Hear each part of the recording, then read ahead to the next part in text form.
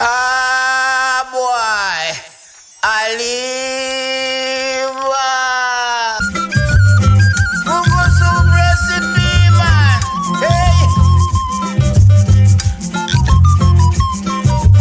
I live. Hey, sir. Welcome to the Island Observer. This is the space where Jamaica's politics, culture, and lifestyle comes together. Here we go beyond the headlines to explore the issues, the traditions, and the everyday realities that shape the island and its people. Hi everyone, my name is Michael Zee Jackson. No, not the pop icon. With me is my co-host, Miss Brittany. You heard her earlier, and don't worry, she'll be back shortly. Welcome to the Island Observer, where we bring you the key stories you need to know about Jamaica this week. Hi again, everyone. Let me formally introduce myself. I'm Ms. Brittany.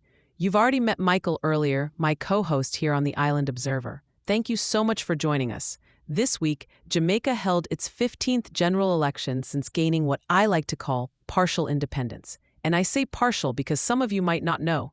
Jamaica is not fully independent. This week, Jamaica marked an important milestone by holding its 15th general election since gaining what is often referred to as independence.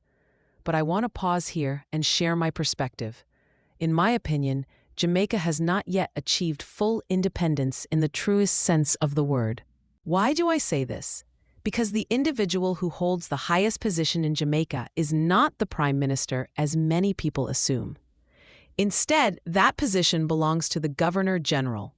The Governor General is not elected by the Jamaican people.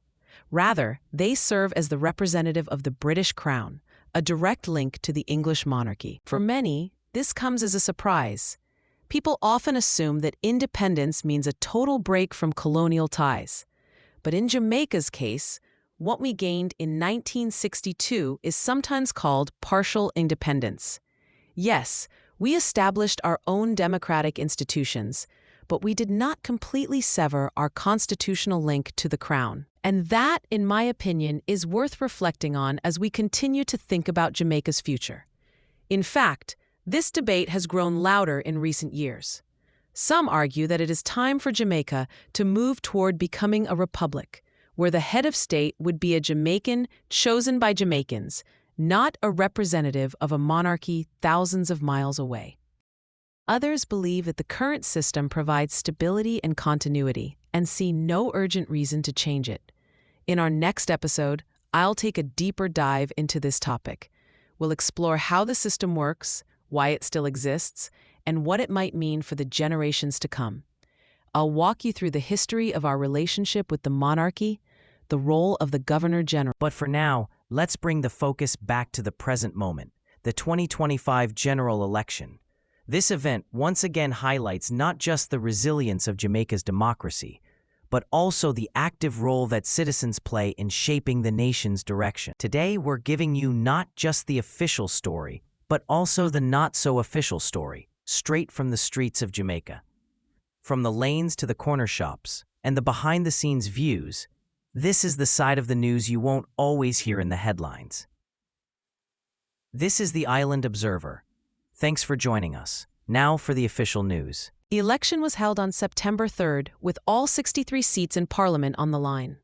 And the results were close, very close. The Jamaica Labour Party, led by Prime Minister Andrew Holness, came out on top once again. They won 34 seats, while the People's National Party under Mark Golding secured 29 seats.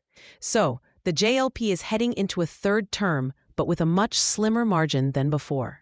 Exactly. The JLP claimed about 50.5% of the popular vote, while the PNP pulled in 49.2%. That's nearly neck and neck, one of the tightest races in recent history. But here's the big concern: voter turnout.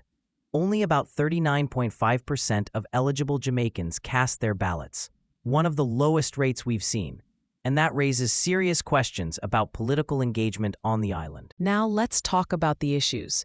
The JLP campaigned on their record, pointing to a 43% drop in homicides, record low unemployment at 3.3%, and lower poverty levels.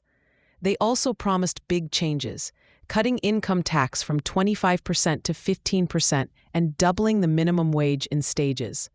Meanwhile, the PNP pushed hard on tax reforms and accountability.